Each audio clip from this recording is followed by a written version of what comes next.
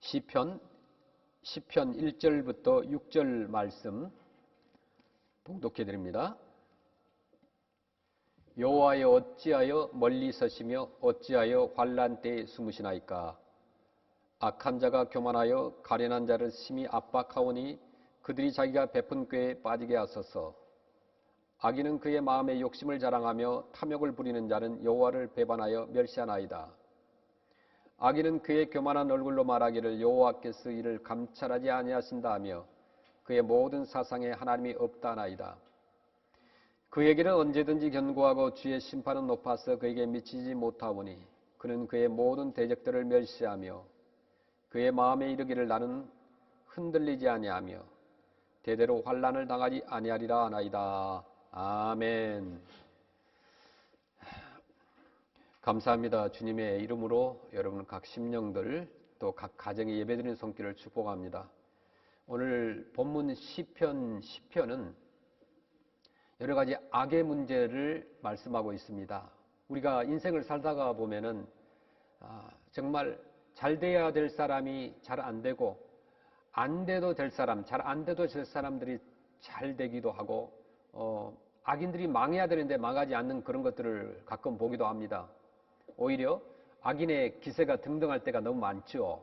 그래서 악인이 주도권을 행사하고 형통한 것을 봅니다. 이것 때문에 우리 크리스찬들은 때로는 굉장히 낙심하게 돼요. 왜 내가 하나님을 잘 믿는데 하나님을 안 믿는 사람이 더 잘 되기도 하고 저 사람은 정말 사기도 치고 거짓말도 하고 나쁜 짓 다 하는데 승승장구하는가. 우리가 이해를 못할 때가 많이 있습니다. 시편은 그런 의미에서 어떤 악의 의미를 보여주고 있는데 이 땅을 살아가면서 부조리에 접하게 되었을 때 우리가 어떻게 해야 될 것인가. 이 본문 말씀을 통해서 이 시간 은혜 나누기를 원합니다. 첫 번째, 불의한 일을 우리가 만날 때에 악의 문제에 직면했을 때 무엇을 해야 되는가? 우리가 그들과 싸우기 전에 먼저 기도가 필요하다는 거죠. 그리고 인간의 본능이라고 하는 것은 악한 문제에 접하게 되면 반사적으로 싸우려고 합니다. 그렇지 않습니까? 악을 깨기만 하면 하나님 나라가 이루어진다고 쉽게 생각을 합니다. 그런 것들이 이제 오래전에 이제 십자군 전쟁 같은 것들이었죠. 무력으로 모든 것을 행사하면은 다 저들이 예수 안에 돌아올 것이다 생각을 했습니다. 근데 그렇지 않습니다. 반사적으로 우리가 악을 보면은 내가 해결하겠다. 그 악한 것을 보면은 정말 혈기 왕성할 때는 서로 주먹이 나가기도 하고 나쁜 단어가 나가기도 합니다. 내가 뛰겠다 이렇게 생각합니다. 그러나 우리에게는 사실 능력이 없다는 사실을 잘 모릅니다. 마음속으로는 정말 악한 사람 봤을 때 이 골리앗을 두들겨 패면은 죽을 것 같지만은 괜히 나섰다가 죽도록 얻어 맞고만 오는 그런 일들이 허다하지 않습니까? 우리에게는요, 우리 신자들에게는 사단 마귀를 무너뜨릴 능력이 없습니다. 단적으로 사단 마귀를 무너뜨릴 능력이 없다는 거예요. 오직 사단 마귀를 무너뜨릴 능력은 하나님께만 있다는 것입니다. 하나님이 아니기에 사람들을 우리 자신들이 악한 사람들이라도 우리가 심판할 수가 없다는 거예요. 성경은 악과 싸우기 이전에 먼저 능력의 원천이 되시는 그 하나님께 우리가 엎드려서 하나님께 구하는 것을 하나님께서 원하신다는 거죠. 이 본문 시편 1절에도 보면 시편 기자는 제일 먼저 이렇게 부르짖죠. 여호와여 어찌하여 멀리 서시며 어찌하여 환난 때에 숨으시나이까. 굉장히 고통 가운데 있습니다. 하나님 앞에 엎드립니다. 주님 좀 말씀 좀 내게 주시옵소서. 나를 통해서 좀 말씀 좀 해주세요. 그렇게 하기를 주님께서는 바라시는 거예요. 자기를 낮추고 비울 때 정말 성령께서 일하시고 또 나를 변화시켜 주시는 것이에요. 우리도 마찬가지로 우리가 기도 없이 어떤 것을 하겠다고 한다는 것은 정말 안 됩니다. 무슨 일을 하든지 직장을 가든 비즈니스를 하든 우리가 사역을 하든 기도가 절실히 필요합니다. 아까 싸우겠다고 한다면 더더욱 기도가 필요한 일이 아니겠습니까? 제일 먼저 우리가 주님 앞에 엎드려야 되는 거예요. 부르짖는 성도가 돼요. 작은 일을 할지라도 하나님 앞에 먼저 간구하는 것이 필요합니다. 우리가 행동보다 기도가 앞서서는 안 됩니다. 대면하여 싸우는 게 용감한 것이 아니죠. 엎드리는 것이 우리 지혜로운 크리스찬들에게 있어서는 진정한 용감이라고 볼 수가 있습니다. 이 말씀을 저버리고 살았던 그 성경에 많은 사람들을 볼 수가 있어요. 저들은 기도보다 행동이 앞섰던 사람인데 어떤 사람이 있습니까? 사무엘상 후반부에 보면 다윗의 그 일생의 이야기가 나옵니다. 다윗은 처음에 사울에게 쫓길 때는 정말 하나님을 의지하고 순종함으로 인해서 정말 가는 곳마다 승리를 했습니다. 그런데 어느 순간 마음속에 불신이 생긴 거예요. 불안함이 생겼습니다. 그래서 하나님께 가지 않고 적국인 블레셋으로 도망을 갑니다. 블레셋에 도망가니까 어떻게 되었어요? 거기서 침을 흘리면서 정말 자기가 미친 척하고 그런 다음에 간신히 목숨만 건지고 돌아옵니다. 그러자 아비멜렉이 이제 비어있는 진영에 쳐들어와 가지고 그의 모든 처자식들을 다 끌어가고 재산을 다 약탈해 가버렸습니다. 이런 어려움을 당하고 난 다음에 그는 그런 생각을 했어요. 내가 하나님과 가까이 해야 되고 하나님만 의지해야 되고 기도만이 살 길이다 라는 걸 깨닫게 됩니다. 그러자 하나님께서 모든 것을 회복시켜 주죠. 사무엘 하로 넘어가면 다윗은 이제 기도하기 이전에는 그가 어떤 일이 있어도 한 발자국도 움직이지 않는 그런 사람으로 완전히 변화되는 것을 볼 수 있습니다. 사무엘하 2장 1절 말씀 보시겠습니다. 그 후에는 어떤 일입니까? 다윗이 이미 억만징창이 되었던 그 자녀들도 다 뺏기고 재산도 잃었던 그 이후에 다윗이 여호와께 여쭈어 아뢰되 내가 유다 한 성읍으로 올라가리까? 여호와께서 이르시되 올라가라. 다윗이 아뢰되 어디로 가리까? 이르시되 헤브론으로 갈지니라. 이제는 기도만이 하나님만이 답이라는 것을 안 다윗은 정말 어린아이처럼 묻습니다. 주님 지금 올라갈까요 말까요? 그래 올라가거라. 그럼 주님 내가 어디로 갈까요? 그래 헤브론으로 가라. 가서 내가 주님 무엇을 할까요? 이것도 하고 저것도 하고 몇 가지씩 한 가지씩 일일이 물어볼 때에 어린아이와 같이 다윗이 하나님께 묻습니다. 그럴 때마다 대답을 해주시는 거죠. 그가 처절한 패배를 당해봤기 때문에 슬픔을 당해봤기 때문에 고난을 당해봤기 때문에 이제는 그 정답을 아는 거예요. 예수 믿는 사람들이라고 하는 것은 절대로 행동주의자가 아닙니다. 우리가 먼저 해야 될 것은 기도입니다. 그래서 무슨 모임이든 먼저 기도하고 난 다음에 행동하는 것이죠. 그 다음에 시작하는 것이죠. 엎드리기 전에 행동하는 것은 우리가 다 무너지고 말아요. 우리는 하나님께서 내 아픔을 정말 아실까? 내 문제를 정말 아실까? 내 삶의 정황을 정말 아실까? 이렇게 생각할 수도 있습니다. 그러나 주님께서는 모든 것을 다 알고 계신다는 것을 우리가 믿어야 되는 거예요.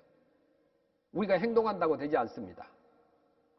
우리 주변에 얼마나 많은 악한 일들이 있습니까? 부조리한 일들 많이 있습니다. 악한 문제들을 하나님께서 능력이 없어서 그들을 현재 남겨두시는 것이 절대 아닙니다. 주님께서는 다 알고 계세요. 머리털 한 개라도 다 세신 바 된다고 했는데요. 주님은 우리를 아시는 거예요. 그러므로 우리가 해결의 정답이 뭐냐? 구하는 거예요. 엎드리는 거예요. 그래서 우리가 제발 기도 없이 여러분 움직이지 마시길 바랍니다. 가정에서도요. 요즘 팬데믹 때문에 집에 머물면서도 우리가 내 스스로 그냥 하려고 하는데 기도를 먼저 하고 행동하자는 거예요. 그렇지 않으면 처절한 실패를 경험하게 되는 거예요.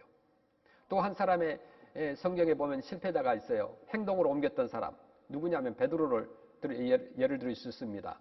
로마 군병들이 와서 예수님을 잡아간다고 하니까 어떻게 했어요? 그냥 칼을 뽑고 그 종의 귀를 쳐가지고 떨어뜨리고 막 그냥 칼을 들고 칼춤을 춘 거죠. 그런데 베드로가 계집종 앞에서 주님을 부인하고 나중에는 심지어 자기가 한 번도 주님을 배신하지 않겠다고 말했는데도 불구하고 3번씩이나 배신하고 저주합니다. 저주까지 합니다. 그는 자기가 예수님을 보호해 줄 수 있고 로마와 싸워서 이길 수 있다고 생각을 했어요. 그러나 그는 처절하게 실패하고 말았던 것이에요. 그 이후에 베드로는 그제서야 기도 없이는 어떤 결심도 소용이 없다는 것을, 어떤 싸움에서도 나는 실패할 수밖에 없다는 것을 깨닫게 되었던 거예요. 반면에 예수님께서는 어떻게 그 모든 것을 이기셨습니까? 겟세마네에서의 기도가 승리가 있었기 때문에 십자가의 승리가 있었습니다. 기도하셨기 때문에 십자가의 승리가 있었던 거예요. 그래서 뭐 어떤 사람이 이제 큰 소리를 친다고 해도요, 저는 행동이 앞선 사람을 별로 믿지 않습니다. 제가 어떤 사람을 정말 가장 존중하면서 그 사람 말을 따르고 또 함께하기를 원하느냐 하면 기도하는 사람이에요. 기도하고 일하는 사람들은 반드시 승리합니다.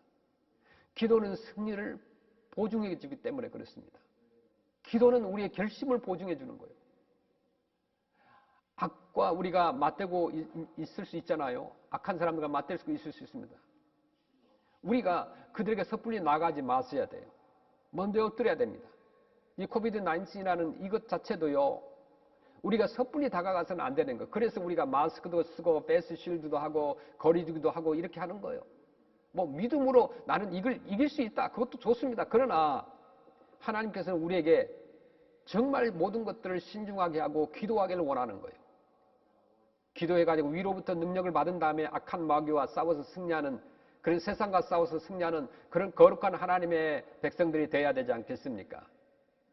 두 번째로 우리 앞에 그 악한 것들의 문제가 다가왔을 때 어떻게 해야 되느냐? 우리는 이것을 드려야 돼요. 하나님의 메시지를 드려야 됩니다. 그 악인들을 통해서 주실 하나님의 메시지가 무엇인가? 다른 말로 하면은 악인을 통해서 내가 변화되어야 된다는 거죠. 하나님께서 역사를 주관하고 계십니다. 실질적으로 악인이 주인공인 것 같아 보이지만 악인은 주인공이 절대로 아닙니다. 하나님의 택한 백성들이, 저와 여러분들이 주인공이라는 것을 기억해야 돼요. 왜 우리 주변에 정말 그 악한 사람들이 기세가 등등할까요? 예수 믿지 않는 사람들이 우리보다 더 잘 살고 막 기세가 등등할까요? 그 이유는 뭐냐면 그 악을 통해서 내 자신, 하나님의 자녀들이 변화되라는 것을 우리 주님께서는 원하시는 거예요. 따라서 우리는 그 악한 것을 분석하고 그 악의 특징을 살펴볼 줄 알아야 됩니다. 그래서 본문 2절부터 4절 말씀을 보겠습니다. 다윗은 고난 중에 있으면서도 이 악한 사람들의 본질이 무엇인지 분석하고 있는데 시편 2절 말씀을 보시면 악한 자가 교만하여 가련한 자를 심히 압박하오니 그들이 자기가 베푼 꾀에 빠지게 하소서. 3절에 악인은 그의 마음에 욕심을 자랑하며 탐욕을 부리는 자는 여호와를 배반하여 멸시하나이다. 4절 말씀, 악인은 그의 교만한 얼굴로 말하기를 여호와께서 이를 감찰하지 아니하신다며 그의 모든 사상에 하나님이 없다나이다. 이렇게 말씀합니다. 악인의 특징이 무엇인가 말씀하고 있는데요, 악인들의 특징은 교만합니다. 교만이라고 하는 것은 모든 죄의 뿌리가 되죠. 왜 천사가 마귀가 되었습니까? 교만했기 때문에 그래요. 자기가 하나님처럼 될 수 있다고 착각을 했기 때문에 그렇습니다. 따라서 살인이나 간음이나 이런 죄도 무섭지만 가장 무서운 죄가 뭐냐? 교만한 죄입니다. 하나님과 같이 되려는 마음이에요. 그걸 가장 하나님께서 싫어하세요. 두 번째, 악인들은 그 마음의 소욕을 자랑합니다. 신약성경에 보면은, 그 말씀을 보면은 이것은 헛된 것을 자랑하는데 어떤 것을 자랑합니까? 이생의 자랑, 세상의 자랑. 그러니까 예수 안 믿는 사람들을, 또 예수 믿어도 마찬가지예요. 겸손하지 않은 사람들을 주로 만나면 무슨 얘기를 합니까? 자기 돈 자랑, 학벌 자랑, 뭐 재산 자랑, 자랑만 늘어놓는 거예요. 출세했다는 것. 심지어 뭐 지금 정말 모든 것이 실패해서 바닥에 있는 사람도 과거만 얘기합니다. 좋은 것들 뭐 자기가 뭘 했다는 것 이야기하는 거예요.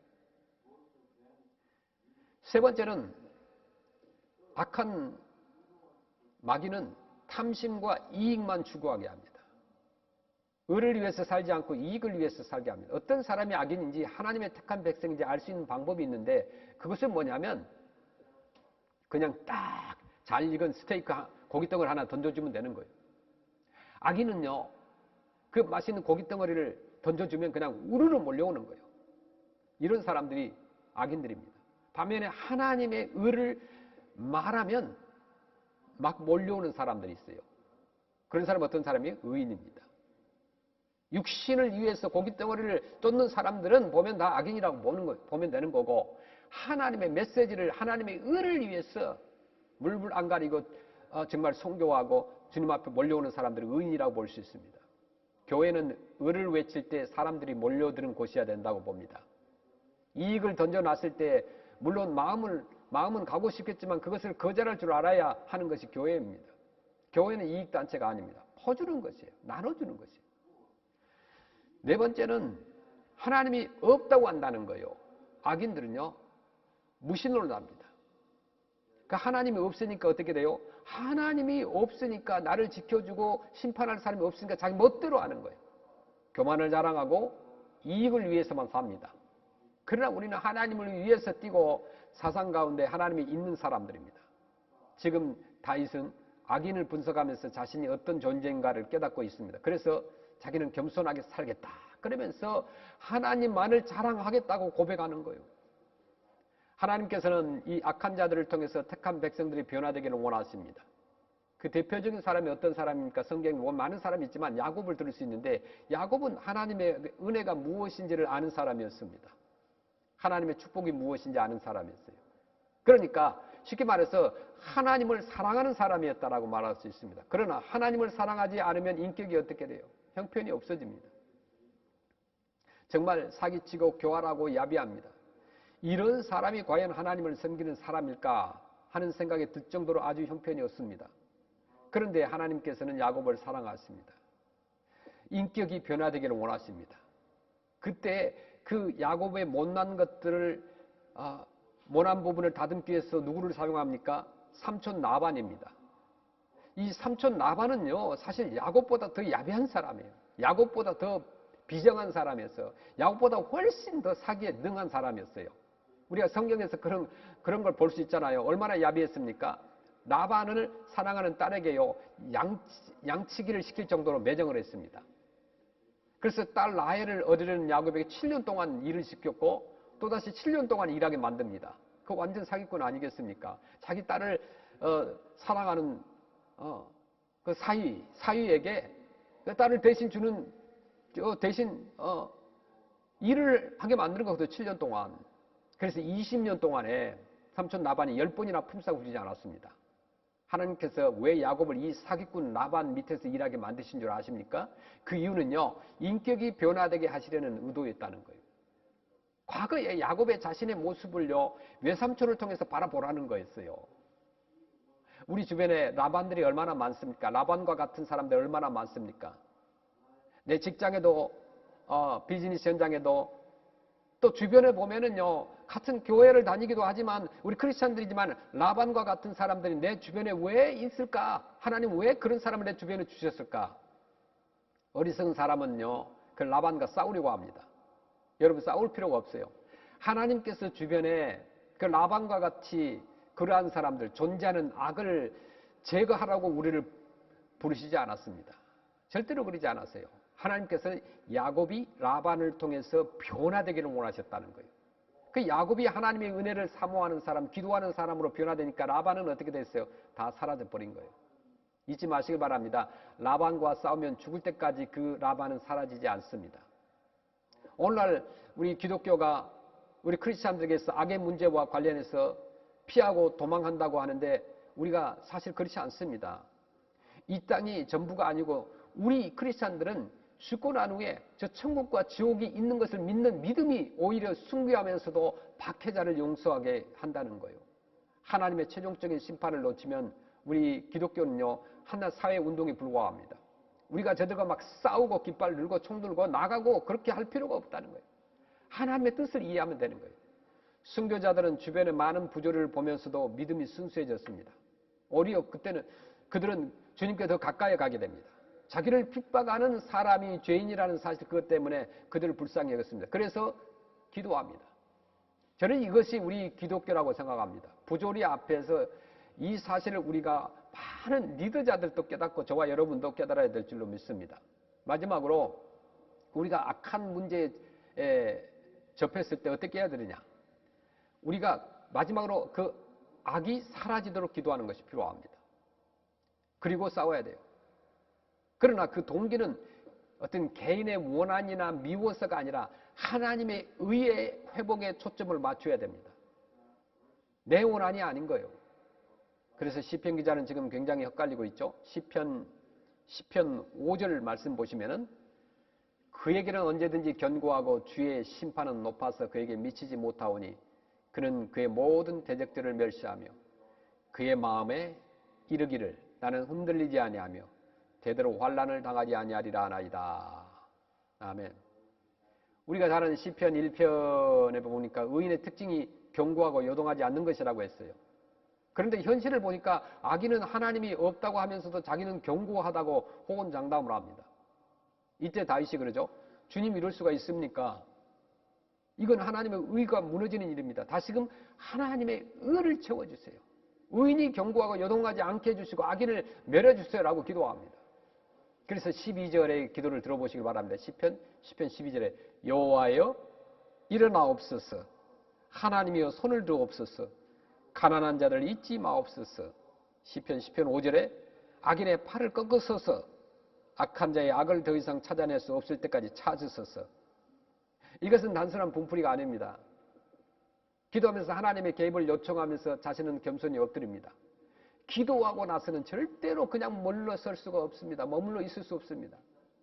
기도가 뭘까요? 기도는 헌신이요 결단입니다. 우리가 느헤미야서 1장에 보면 그 이스라엘 백성의 고향인 예루살렘의 성전이 무너지고 이제 성벽이 다 회파되었다고 합니다. 그래서 느헤미야가 그때 무엇을 했습니까? 분노를 가진 거 아니에요. 누가 그 하나님의 성전을 무너뜨렸고 그랬느냐? 그렇게 분노하지 않았어요. 첫째 금식하며 회개했다고 그랬어요. 부르짖었다고 그랬어요. 그때 아마도 성령께서 느헤미야의 마음 가운데 충동을 주신 것 같습니다. 그래, 예루살렘 성이 무너졌다. 네가 가라. 네가 가서 고치면 될 거 아니냐. 그래 마음속에 거부감이 있었습니다. 부담감이 생겼었어요. 그래서 느헤미야가 며칠 동안 고민하다가 마지막으로 하나님 앞에 두 손 발 다 들고 항복합니다. 느헤미야서 1장 1절은 그의 결심을 이렇게 소개하고 있는데요. 주여 구하오니 귀를 기울이사 종의 기도와 주의 이름을 경외하기를 기뻐하는 종들의 기도를 들으시고 오늘 종이 형통하여 이 사람들 앞에서 은혜를 입게 하옵소서 하였나니 그때 내가 왕의 술 관원이 되었느니라. 주님, 제가 아닥사스다 왕 앞에서 나아가서 예루살렘 재건을 요청하겠습니다. 이렇게 말하는 거예요. 하나님께서 기도를 시키신다는 것은 나를 통해서 그 열매를 맺기 원하신다는 뜻입니다. 저는 지금까지 쭉 이렇게 목회를 하면서 특별히 이곳에서 이 아시안 몽 선교를 하면서 얻은 그 몇 가지 선교적인 결론이 뭐냐면은 한 사람이 하나님 앞에 제대로 부름을 받아가지고 헌신하고 한다면은 평생 한 1000명 이상 전도할 수 있다는 것을 알게 되었습니다.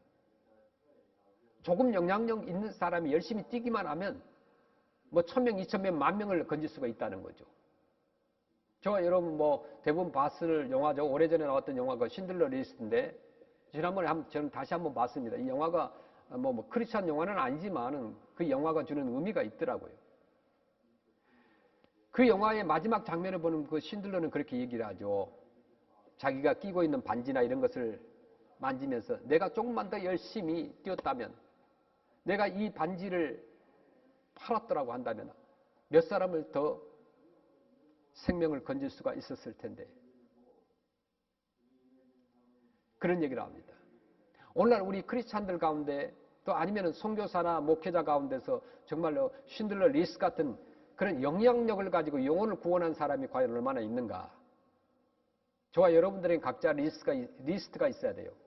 그저 달라고만 하고 내 자녀를 잘되게 해달라고 하고 사업에 잘되게 해달라고 뭐 좋은 집, 좋은 직장, 뭐 좋은 것만 해달라고 나를 위해서 많이 기도했었습니다. 근데 우리는 스스로에게 질문해 봐야 돼요.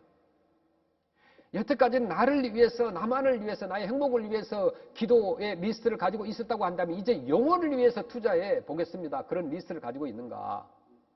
내가 하나님 앞에 구원받은 것에 대해서 울면서 감격했지만은 언제 내가 다른 생명을 구원하기 위해서 내 자신을 희생해 보았는가? 내 시간과 물질과 나의 달란트를 희생해 보았는가?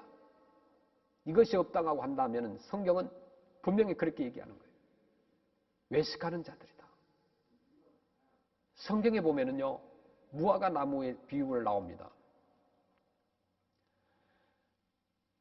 무화과는, 그 무화과 열매는 굉장히 특징이 달라. 왜 무화과 나무를 예수님께서 비유로 들으실까? 쭉 봤어요. 그 많은 우리가 살고 있는 프레스로 지역에 농장이 많기 때문에 봄에 꽃이 활짝 피죠. 그런 다음에 열매가 맺히는데 무화과 나무는요, 그야말로 꽃이 없이 열매가 맺히는 나무예요.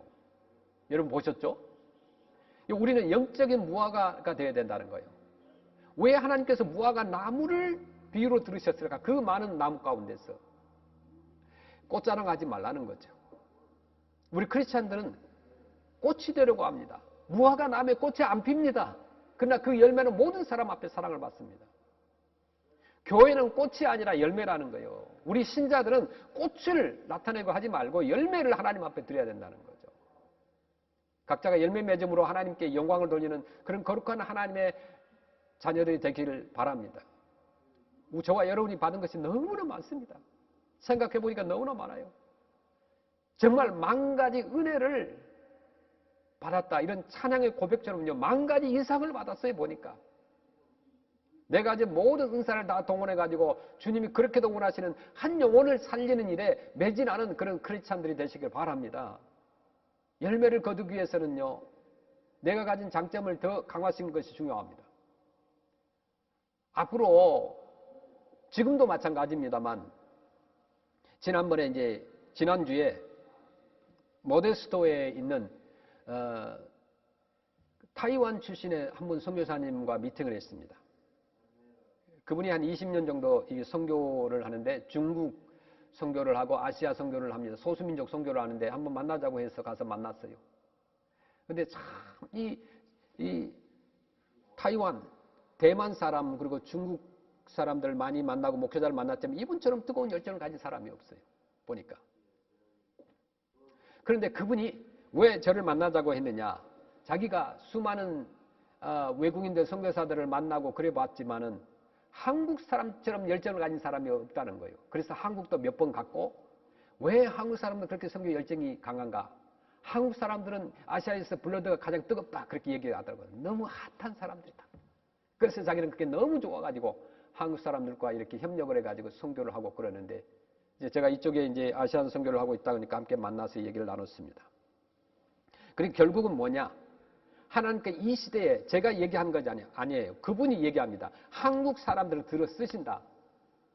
자기가 브라질에 선교하러 갔더니 브라질 사람들이 우리 브라질 목회자는 선교사가 세계에 다 나가 있고 선교를 주름잡고 있다. 그렇게 얘기를 했더래요. 그래서 내가 세계 각국을 돌아다녀 봤는데 브라질 선교사는 한 사람도 없더라. 한국 사람들이더라. 한국 선교사들이더라. 그랬더니 그 사람들이 아무 말을 못 하더래요.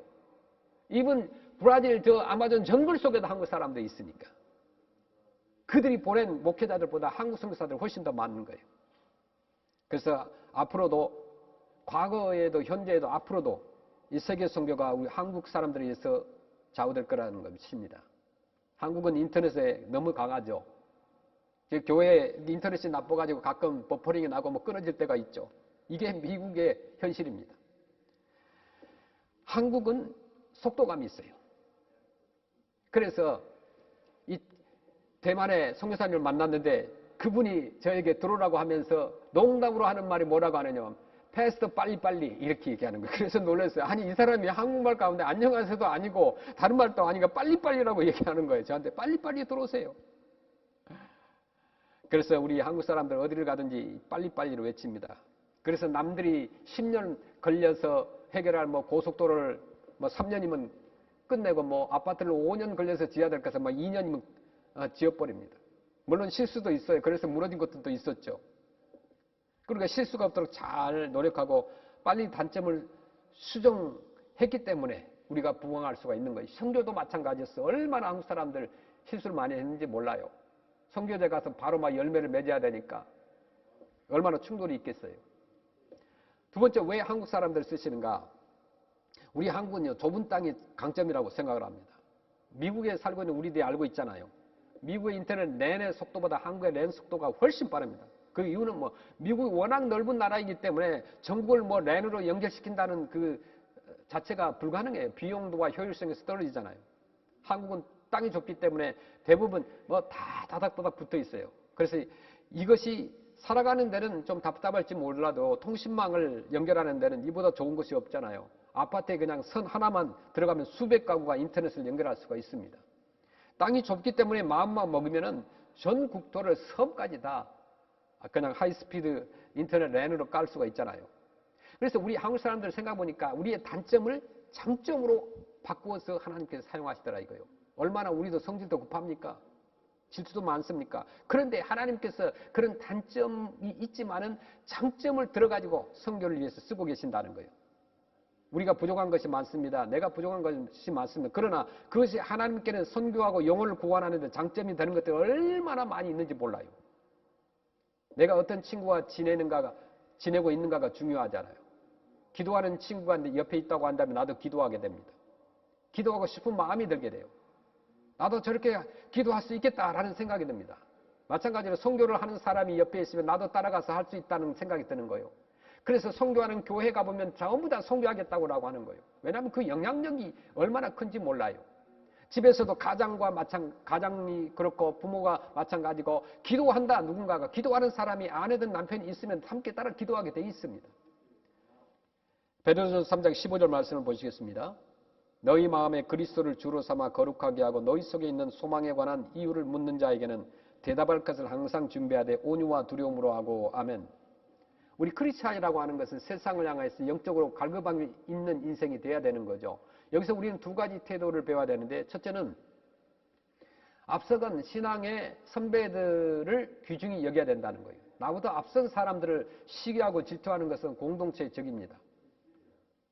두 번째는 나보다 앞서간 사람들 자주 만나야 됩니다. 멘토로 만나야 돼요.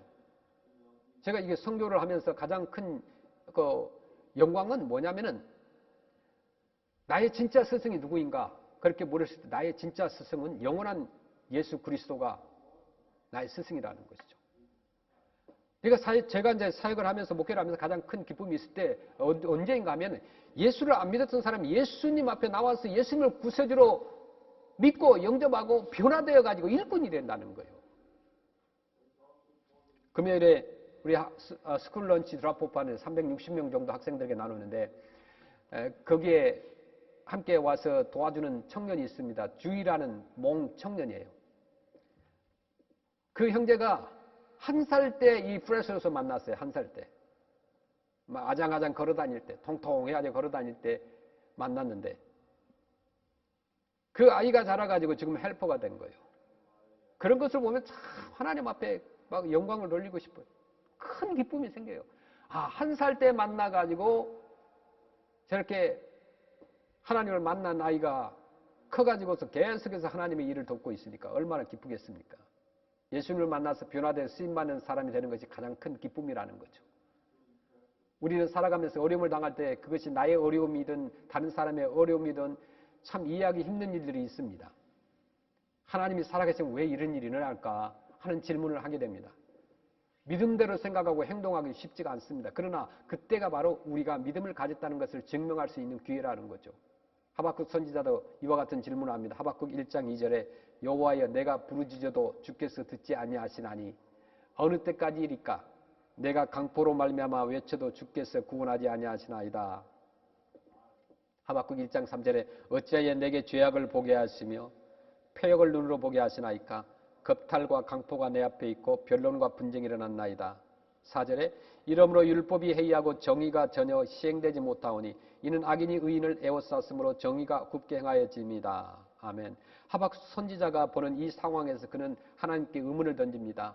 하박국 1장 12절에 선지자가 이르되 여호와 나의 하나님 나의 거룩한 이시여 주께서는 만세전부터 계시지 아니하시나이까 우리가 사망에 이르지 아니하리이다. 여호와여 주께서 심판하시기 위하여 그들을 두셨나이다. 반석이시여 주께서 경계하기 위하여 그들을 세우셨나이다. 13절에 주께서는 눈이 정결하심으로 악을 참아보지 못하시며 패역을 참아보지 못하시거늘 어찌하여 거짓된 자들을 방관하시며 악인이 자기보다 의로운 사람을 삼키는데도 잠잠하시나이까. 4절에 주께서 어찌하여 사람을 바다의 고기 같게 하시며 다스리는 자 없는 벌레 같게 하시나이까. 15절에 그가 낚시로 모두 낚으며 그물로 잡으며 투망으로 먹어 그리고는 기뻐하고 즐거워하여. 16절에 그물에 제사하며 투망 앞에 분향하오니 이는 그것을 힘입어 소득이 풍부하고 먹을 것이 풍성하게 됨이니이다. 그가 그물을 떨고는 계속하여 여러 나라를 무자비하게 멸망시키는 오리나이까. 하박국 선지자는 정말 분노하고 있어요. 악인이 잘되고 있는 상황을 도저히 이해할 수 없다고 합니다. 그러면서 하나님께서 토로하고 있죠. 그에게 하나님께서 말씀하시고 그것을 하박국 선지자의 태도가 완전히 바뀌게 됩니다. 어떻게 하나님께서 말씀하죠? 하박국 3장 17절 말씀, 우리가 너무나 잘 아시는 말씀. 비록 무화과 나무가 무성하지 못하며 포도나무의 열매가 없으며 감람나무에 소출이 없으며 밭에 먹을 것이 없으며 우리의 양이 없으며 외양간에 소가 없을지라도, 그런데 당연한 것들이 그렇게 되지 않는다고 해도 하박국 3장 18절에 그렇게 당연한 것들이 되지 않는다 할지라도, 이게 중요해요. 고백이 하박국 3장 18절, 나는 여호와로 말미암아 즐거워하며 나의 구원의 하나님으로 말미암아 기뻐하리로다. 아멘. 하박국 3장은 선지자의 찬양이죠. 이것은 하나님에 대한 막연한 기대가 아닙니다. 그는 전심으로 하나님을 찬양하고 있습니다. 하나님께 감사하며 기쁨을 누리고 있습니다. 그의 환경은 달라지지 않았습니다. 그렇다면 무엇이 달라졌을까요? 하박국 2장 4절에 보라, 그의 마음은 교만하며 그 속에서 정직하지 못하나 의인은 그의 믿음으로 말미암아 살리라. 아멘. 의인은 믿음으로 말미암아 산다고 말씀합니다. 그렇습니다. 우리는 믿음으로 구원받고 믿음으로 살아가는 자들입니다. 그 믿음의 대상은 하나님이십니다. 그분은 온 세상의 주관자이시고 긍휼이 많으신 사랑의 하나님이십니다. 선지자는 그것을 알았을 때 상황에 더 이상 불평하지 않고 그 하나님 앞에서 기뻐합니다.